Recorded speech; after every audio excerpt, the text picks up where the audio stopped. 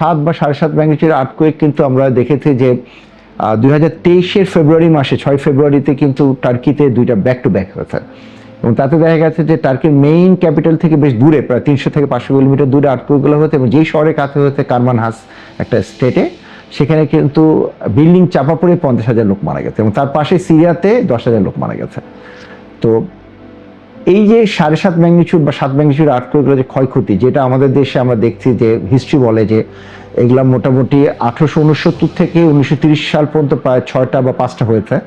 তো সেগুলো আসলে আমাদের কি অবস্থা হবে সেটা নিয়ে আমাদের চিন্তা করা দরকার এবং আমাদের এখানে আমরা যতই কমপ্লাসেন্ট হই না কেন, এই ম্যাগনিটিউড আর্থকুয়েকগুলো কিন্তু 150 থেকে 200 বছর সাইকেল এবং সেটা সময় কিন্তু আমাদের ঘনিয়ে এসছে।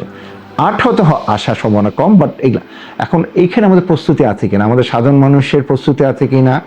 আসলে সাধারণ মানুষ প্রস্তুত তখন হবে যখন আমাদের সরকার থেকে তাদেরকে গাইড করা হবে যে তোমরা তোমাদের বাসা বাড়িগুলোকে মজবুতীকরণ করো, নাহলে তোমাদের হতাহত সংখ্যা বেশি হবে। তো এই গাইডেন্সটা সরকার আসে এখন পর্যন্ত দিতে সক্ষম হয়নি। আমরা বিশেষ করে রানা প্লাজার পর থেকে, কারণ আসলে গার্মেন্টস ইন্ডাস্ট্রিতে আমাদের যেই ধস নেমেছিল, একটা বিল্ডিং ভেঙে প্রায় 1100 লোক 30 জন মারা গেছে।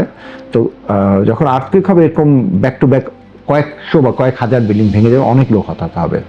এখন তারপর থেকে আমরা এটাকে আরো জোরদার করছি, প্লাস 2023-এ যে ফেব্রুয়ারি আর্থকুয়েক হলো তারপর থেকে আমরা প্রচুর বলাবলি করছি। কিন্তু যেটা হয় যে একটা আর্থকুয়েক কোথাও ঘটলে বাংলাদেশের সাংবাদিকরা বা যারা সংবাদপত্রের সাথে যারা, তারা এটা নিয়ে খুব নাড়াচাড়া করে, তারপর দেখা যায় যে 15 দিন পর বা 1 মাস পর ওটা আস্তে আস্তে ডাই আউট করে।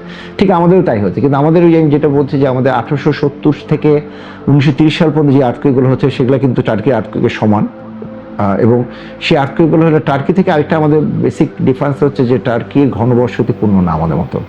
আমাদের টার্কির থেকে 10 গুণ থেকে 15 গুণ ঘনবসতিপূর্ণ এলাকা, বিশেষ করে ঢাকা, চিটাগাং, সিলেটের মতো জায়গাগুলো। তার ফলে আমাদের হতাহতের সংখ্যা অনেক বেশি হবে।